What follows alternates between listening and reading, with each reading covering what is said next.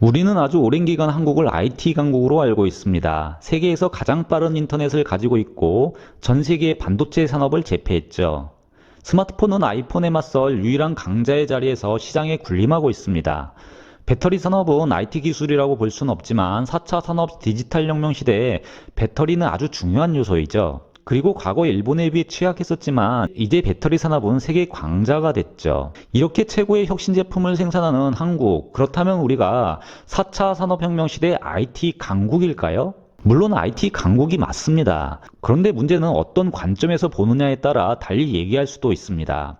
왜냐하면 4차 산업혁명 시대의 생태계는 아주 복잡하기 때문이죠. 이 말은 반도체와 핸드폰을 우리가 아주 잘 만든다고 해서 4차 산업혁명이 만들어주는 새로운 시장의 강자가 되는 것은 아닐 수 있다는 얘기이기도 합니다. 오늘은 4차 산업혁명 시대에 한국은 IT 강국인가라는 주제로 영상을 이어가겠습니다. 참고로 오늘 영상은 4차 산업 관련 복잡한 시장 환경을 다뤄야 하기 때문에 개괄적으로 진행을 하게 됩니다. 그래서 충분한 자료를 바탕으로 근거를 제시해왔던 지난 영상과 조금 차이가 있다는 점 말씀을 드립니다. 저는 독일어 신문을 읽어준 남자 독신남입니다.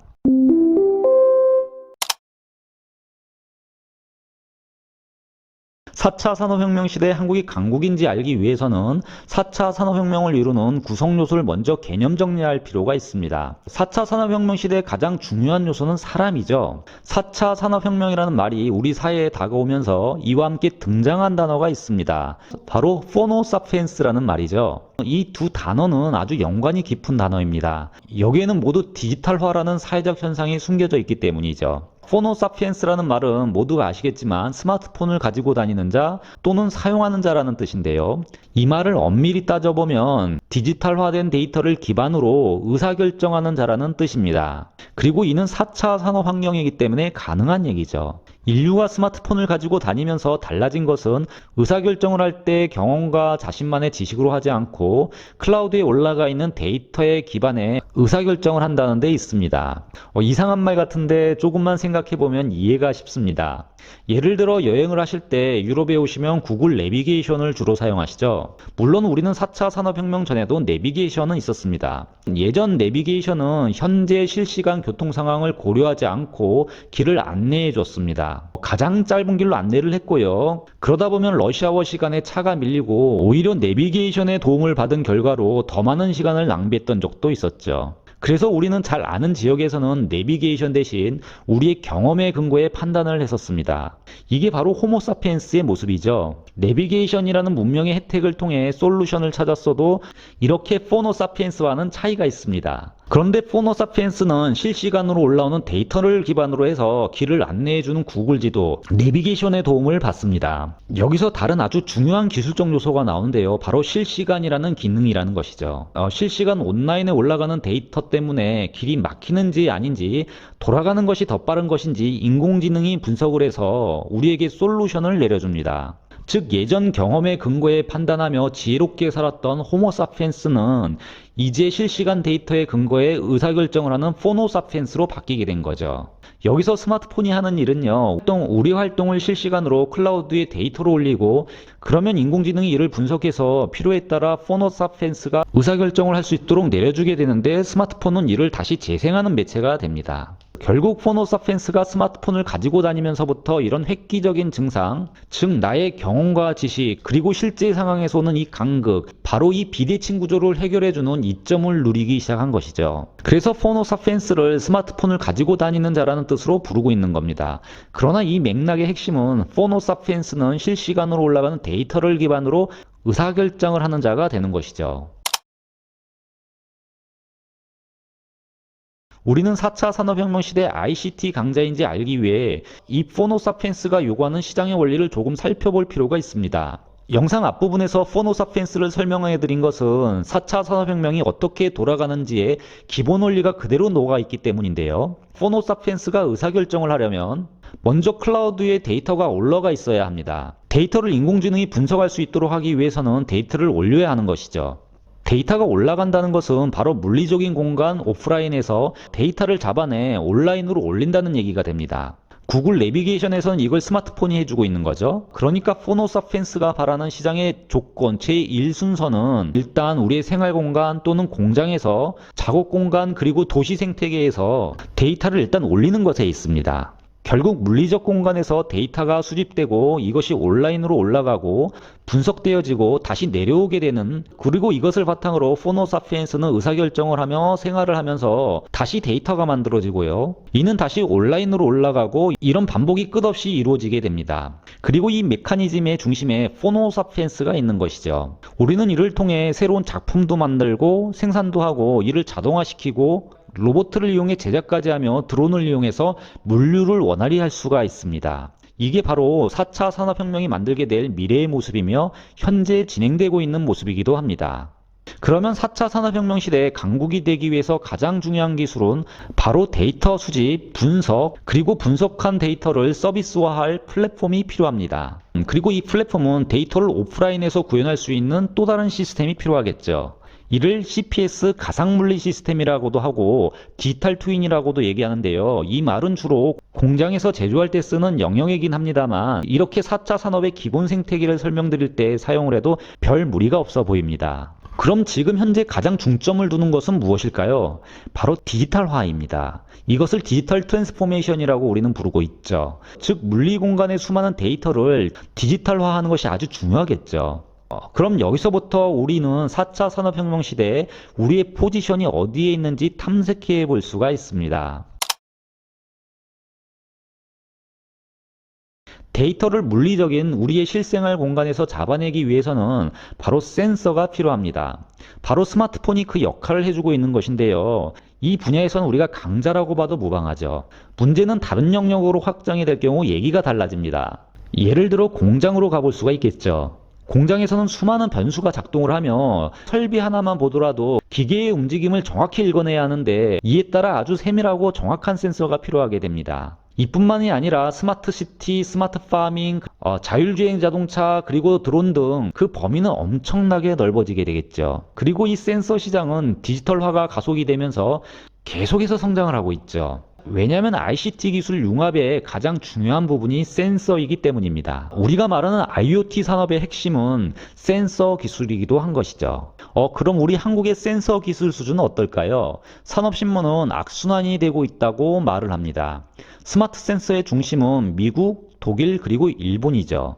아직 초보 단계라고 신문은 말하고 있습니다. 스마트 센서의 경우 80% 이상이 수입에 의존하고 있는 실정이죠. 4차 산업혁명 시대를 플랫폼 경쟁 시대라고도 말을 합니다. 한번 특정 플랫폼 쪽으로 시장이 기울어지면 더 이상 그 흐름을 바꾸기가 어렵죠. 마치 스마트폰 운영 플랫폼에 애플과 구글이 양분하고 있는 것과 같습니다. 그런 이유는 플랫폼 비즈니스의 핵심은 네트워크 효과에 있기 때문입니다. 사용자가 많아져서 풍성한 네트워크 생태계가 이루어지게 되면 더 좋은 서비스로 연결이 되기 때문이죠. 이 말은 데이터를 가장 많이 보유한 플랫폼 기업이 더 좋은 서비스를 제공할 수 있다는 말로 해석이 됩니다. 데이터량이 많으면 분석의 결과가 당연 정확도가 높기 때문이죠. 여기서 더 나아가 아마존처럼 예측 배송까지 하게 되고 시장에서는 수요 예측도 정확해지게 됩니다. 결국 소비자는 더 좋은 서비스를 받기 위해서 더 많은 데이터를 소유한 플랫폼으로 이동하게 되어 있는 것이 4차 산업혁명의 속성입니다. 이미 전 세계 글로벌 시장은 이제 이 플랫폼 기업으로 넘어왔죠. 전 세계 시가총액 가장 큰 빅5, 애플, 구글, 아마존, 마이크로소프트, 그리고 페이스북 등 모두가 플랫폼 기업입니다. 테슬라가 최근 엄청나게 성장했지만 테슬라의 주식을 견인한 건 전기자동차 완성업체여서가 아닙니다. 바로 테슬라의 자율주행 플랫폼이 세계를 압도할 수 있을 거라고 생각하고 있기 때문이죠. 서비스 분야가 아니라 생산 제조 현장으로 가서 보면 스마트 팩토리 플랫폼이 있고 도시로 가면 스마트 시티 플랫폼이 있습니다. 그리고 이를 스마트 팩토리 브레인, 즉 핵심이라고 말을 하고 있죠. 많은 분들이 스마트 팩토리를 자동화의 연장이라고 생각을 하고 계시지만 사실 이는 그냥 손발을 바꾸는 정도의 수준입니다. 플랫폼이 들어와야 답이 되는 것이죠. 그럼 세계를 리더할 한국의 플랫폼 기업 무엇이 있을까요? 한국에는 LG CNS 기업을 생각할 수 있습니다. 그러나 독일 SAP 같은 수준의 글로벌 플레이어는 아니죠. 가상 공간으로 데이터를 모두 올렸다면 이를 다시 오프라인 물리적인 공간에서 구현할 수 있는 매체들이 있어야 합니다. 가장 대표적인 것이 3D 프린터, 로봇, 드론 같은 것들이죠. 우리의 실생활을 기본적으로 바꾸면서 물류, 제조, 생활 서비스에서 주도적인 역할을 할 것들입니다. 먼저 드론을 살펴보면 아직 우리는 후발주자입니다. 취미 레저용으로는 중국 DJI가 세계 시장을 석권하고 있죠. 한국은 아주 공격적으로 뒤따라가겠다고 하고 있는데요. 그럼 얼마나 뒤져 있을까요? 먼저 이 대답을 하기 전에 드론은 과연 하늘을 날 수 있을까요? 물론 드론은 하늘을 날죠. 제 말은 정말 상업적으로 날 수 있냐 하는 것인데, 그러기 위해서는 법적인 제도가 들어와야 하고 법이 만들어지기 위해서는 수많은 실증 사업을 해야 하는 상황입니다. 이것도 데이터 수집을 해서 드론기를 만들어 행정적으로 준비를 해야 된다는 것이죠. 거기에 드론 자체 기술도 업그레이드가 돼야 됩니다. 드론 비행 시간이 대략 우리나라는 20분에서 30분 사이이고 수소 연료 전지를 장착하면 2시간까지 연장이 됩니다. 그리고 우리는 아직 실증 사업 단계에 머물고 있죠. 물류 쪽 드론은 미국이 세계 최고입니다. 특히 아마존이 핵심 특허를 모두 보유하고 있죠. 또한 미국의 UPS, 그리고 독일 DHL, 일본의 라쿠텐 등 실증 사업을 마치고 충분한 데이터를 확보하고 있는 세계적인 드론 서비스 회사들이 있습니다. 단지 지금 법의 규제 때문에 날지 못하고 있을 뿐이죠. 그런데 세계 시장에 주목을 끄는 이런 물류 기업 말고도 우리를 자극하는 스타트업들이 등장하고 있습니다. 바로 캐나다의 드론 딜리버리 캐나다 업체인데요. 이 업체는 이미 캐나다 정부로부터 필요한 라이센스를 모두 갖췄고요. 보시면 노르웨이 물류회사와 이미 계약을 해서 상업화를 시작했습니다. 또한 캐나다에서 지역사업에 이미 참여를 하고 있죠. 또한 인도와 캐나다의 지방정부와 함께 몇 개의 IOL 협약을 모두 맞춰 상업화를 하기 위한 실사 협약에 들어갔습니다. 이미 이쪽에서는 드론은 이미 날고 있고 우리는 아직도 후발주자인 거죠. 특히 딜리버리 드론 캐나다는 180kg의 물건을 적재할 수 있고 200km까지 운행이 가능합니다. 그런데 이 회사의 특징이요. 드론 자체 기술로 자체 드론을 가지고도 있지만 드론을 운영하는 플랫폼 회사라는 것이 주목을 끌고 있죠. 지금 제가 시청자분들이 잘 모르시는 캐나다의 한 스타트업 회사를 소개해 드렸는데요. 웬만한 다른 나라들도 이 정도 수준이다 생각하면 우리의 위치, 기준을 잡는 데 도움이 될 거라 봅니다. 로봇은 이미 일본이 아주 앞서 있죠. 4차 산업혁명에서 로봇이 갖는 의미는 아주 큽니다. AI 기술, 자율주행 기술 등 모든 것들이 총집합되어 있는 곳이 바로 로봇이죠. 우리의 생활을 혁신적으로 바꾸는 매체이기도 합니다. 생산용 산업 로봇은 중국이 인수한 독일의 쿠카와 일본의 화나, 그리고 글로벌 기업 ABB 등이 이끌고 가고 있고요. 서비스 로봇은 일본이 강자입니다. 특히 가장 중요한 부품 중 하나인 감속기는 일본이 세계 최고의 자리를 차지하고 있죠. 이에 반해 우리는 아직 로봇 산업이 육성 단계에 있습니다. 지금까지 길게 설명을 드렸지만요. 영상 하나에 4차 산업의 생태계를 설명하기에는 역부족입니다. 큰 것 몇 개만 가지고 왔는데요. 그럼 이런 거대한 생태계 앞에 우리는 지금 무엇을 가지고 있을까요? 우리가 가지고 있는 것은 반도체, 배터리, 빠른 인터넷, 그리고 스마트폰입니다. 5G와 같은 초고속 인터넷은 4차 산업의 핵심 실시간 리얼타임이라는 요소 때문에 아주 중요하죠. 바로 이런 분야가 한국이 세계 리더를 하는 종목들입니다.